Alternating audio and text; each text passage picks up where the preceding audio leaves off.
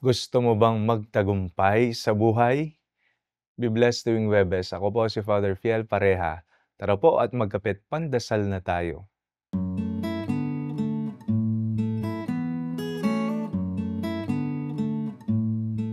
Isa na siguro sa palagi mong ipinagdarasal at pinapangarap ay ang magtagumpay sa buhay. Maging maaluwan sa buhay, makatapos ng pag-aaral, pumasa sa board or bar exams, at makamit lahat ng pangarap sa buhay. Sino ba naman ang ayaw magtagumpay sa buhay?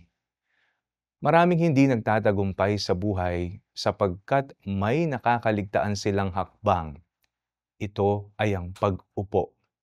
Sinabi ng Ebanghelyo, kung ang isa sa inyo'y nagbabalak na magtayo ng tore, hindi ba siya uupo muna upang magplano at kwentahin kung magkano ang magagastos niya upang matiyak kung may sapat siyang pera para maipatapos ang kanyang ipapatayo?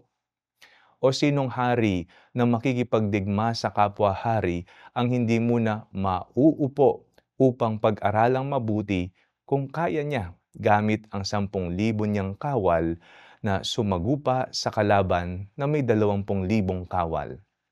Ang pag-upo ay simbolo ng pag-iisip at pag-aaral, pakikinig sa isang dalubhasa upang matuto, guro sa estudyante, alagad sa mayestro. Ang pag-upo ay sagisag din ng pagdinilay at pagdarasal.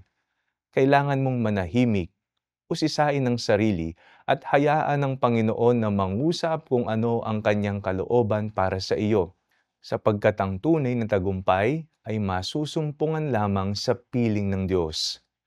Ang sino mang marunong umupo para makinig at magdasal ay makatatayo ng matagumpay sa buhay. Manalangin tayo.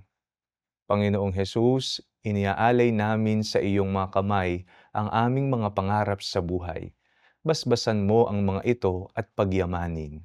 Amen.